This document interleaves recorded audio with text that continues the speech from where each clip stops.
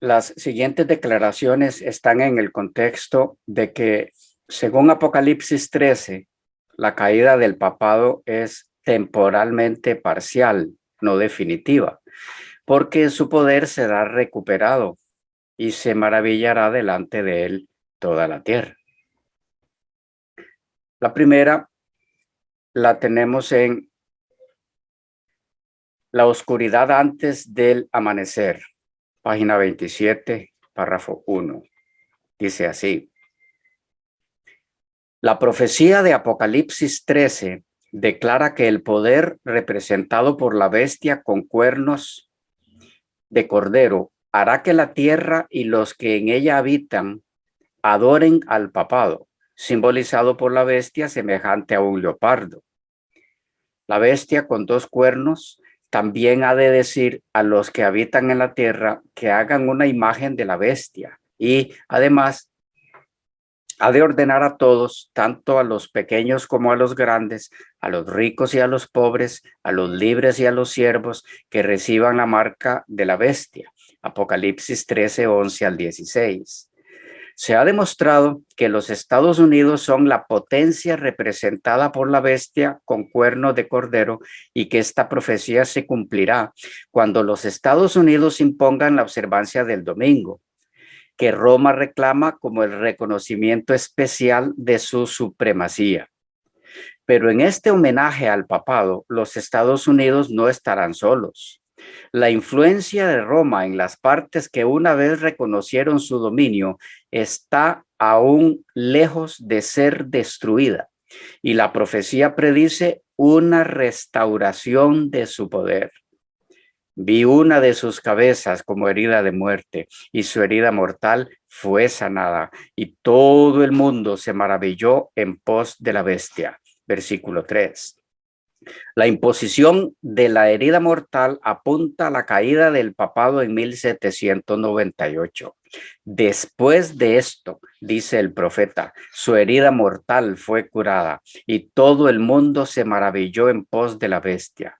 Pablo afirma claramente que el hombre de pecado continuará hasta el segundo advenimiento, según a los Tesalonicenses 2, 3 al 8. Hasta el final de los tiempos continuará la obra de engaño. Y el revelador declara, refiriéndose también al papado, todos los que habitan en la tierra lo adorarán, cuyos nombres no están escritos en el libro de la vida. Apocalipsis 13:8. Tanto en el viejo como en el nuevo mundo, el papado recibirá homenaje en el honor que se rinde a la institución dominical que descansa únicamente en la autoridad de la Iglesia romana.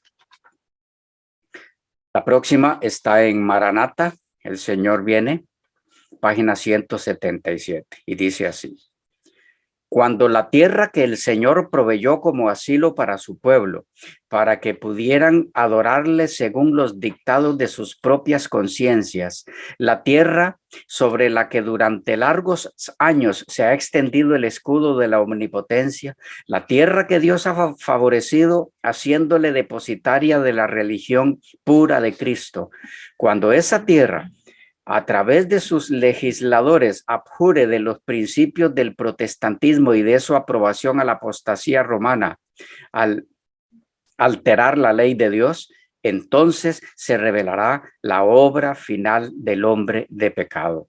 Los protestantes pondrán toda su influencia y fuerza del lado del papado. Mediante un acto nacional que imponga el falso sábado, darán vida y vigor a la fe corrupta de Roma, reviviendo su tiranía y opresión de conciencia. Entonces será el momento en que Dios obre con poderoso poder para la vindicación de su verdad. Las declaraciones que siguen están en el contexto de que el papado será uno de los tres poderes finales contra el pueblo de Dios. La primera la encontramos en Maranata, el Señor viene, página 188. Dice: Los protestantes de los Estados Unidos serán los primeros en tender las manos a través de un doble abismo al espiritismo y el poder romano.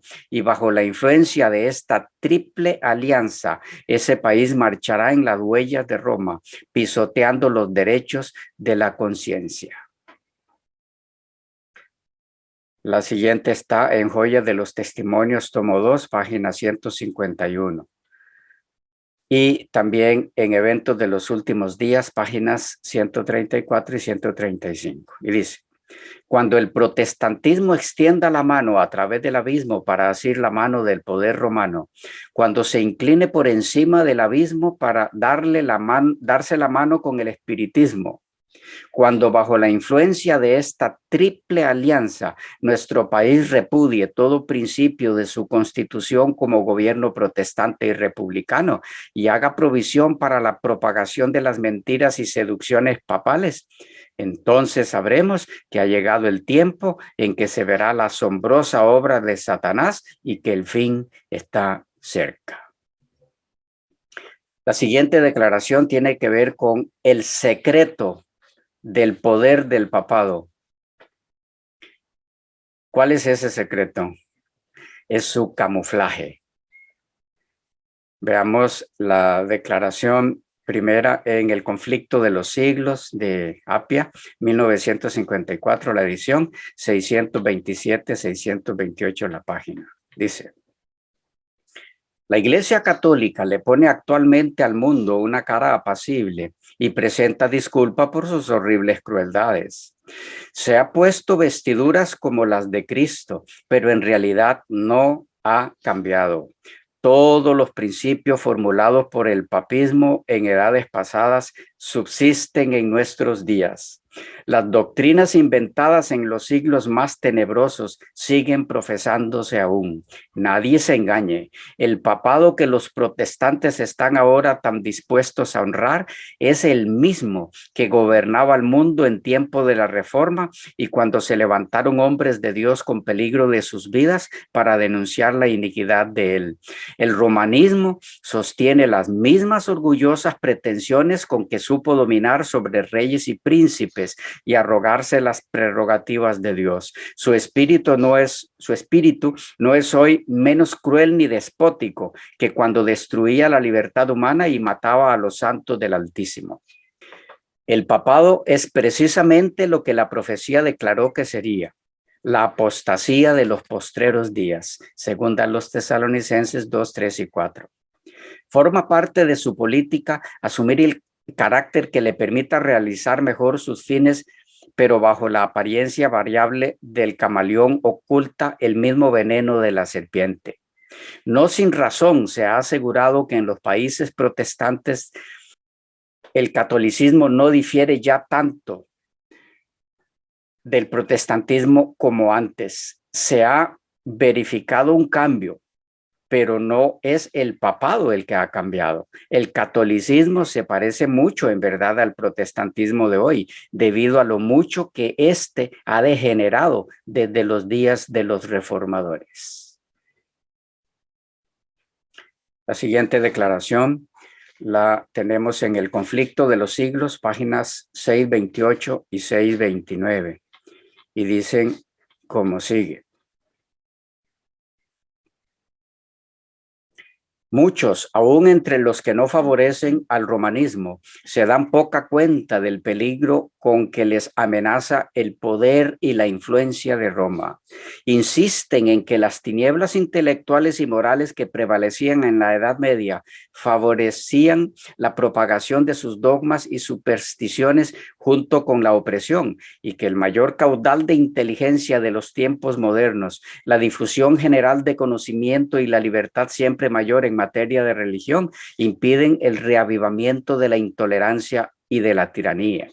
Se ridiculiza la misma idea de que pudiera volver un estado de cosas semejante en nuestros tiempos de luces.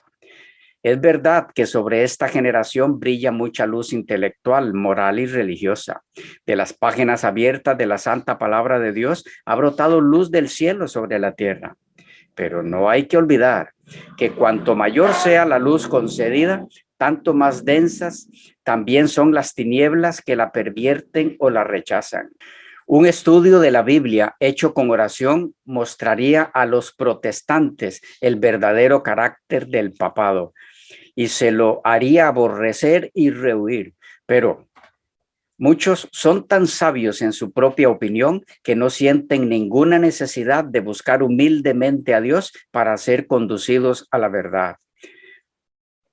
Aunque se enorgullecen de su ilustración, desconocen tanto las sagradas escrituras como el poder de Dios. Necesitan algo para calmar sus conciencias y buscan lo que es menos espiritual y humillante. Lo que desean es un modo de olvidar a Dios, pero que parezca recordarlo. El papado responde perfectamente a las necesidades de esas personas.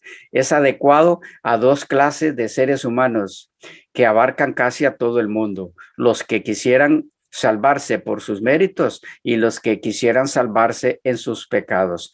Tal es el secreto de su poder. Bien, es momento para una síntesis de lo expuesto hasta aquí. Hagámoslo en 6 puntos. Número 1. El poder papal trabajará unido al protestantismo apóstata en persecución del pueblo de Dios, forzando la conciencia. Número 2. El papado repetirá sus antiguas persecuciones. Número 3. El papado recuperará su poder y su perdida supremacía.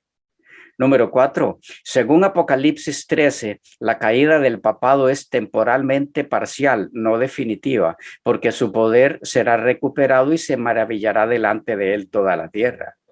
5. El papado será uno de los 3 poderes finales contra el pueblo de Dios. Y 6. El secreto de su poder e influencia está en su camuflaje. Esto es lo que encontramos en los escritos de Elena G. de White.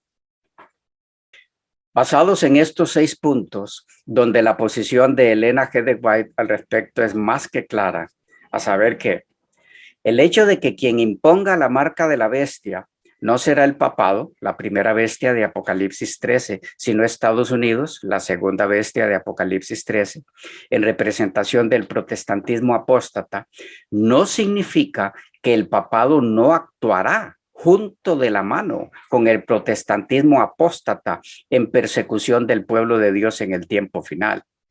Y que tampoco significa que el papado no recuperará su poder, ni será nunca más un sistema perseguidor del pueblo de Dios y un oprimidor de la conciencia. Elena G. de White está lejos de enseñar tales cosas en sus escritos. Todo lo contrario, como hemos podido mirar en las declaraciones anteriores, ella presenta con total claridad, sin ninguna ambigüedad, que en el fin del tiempo el papado recuperará su poder y que cuando su herida esté totalmente sanada, volverá a sus andadas en opresión del pueblo de Dios, junto al protestantismo apóstata y al espiritismo, formando así la tan conocida triple alianza de los poderes del mal. A todo esto, es claro que, como demostraremos en la sección número 2 de esta respuesta, las declaraciones empleadas por el pastor Rubén Molina en el video mencionado, a todas luces han sido sacadas de su contexto, haciendo así un uso incorrecto de los escritos de Elena G. de White, hermenéuticamente hablando. Y en ese particular tenemos una pregunta para el pastor Rubén Molina, y es la siguiente. Entendemos en casos como el de los autores católicos jesuitas Luis de Alcázar y Francisco Rivera, que saquen del esquema escatológico de las profecías bíblicas al papado, uno con su escuela preterista y el otro con la futurista, pero ambos al fin y al cabo liberando al papado de la escena profética como poder perseguidor del pueblo de Dios. Digo, entendemos como protestantes y adventistas del séptimo día que estos dos caballeros hayan hecho eso, pues es propio para ellos como representantes de la contrarreforma católica en su tiempo. Entendemos el propósito de ellos como católicos y jesuitas. Es algo normal. Pretendieron con sus escuelas que muchos estudiosos de las profecías bíblicas en el área del anticristo dejaran de poner su vista en el papado y la desviaran hacia otras entidades, tanto del pasado como del futuro, librando así al papado de todo señalamiento profético como anticristo y el hombre de pecado. Intento que, por cierto, fue muy exitoso, no solo en el mundo del catolicismo, sino en el protestantismo apóstata, como bien sabemos. Pero no entendemos por qué intenta sacar de la escena profética futura al papado un expositor que profesa ser pastor adventista del séptimo día.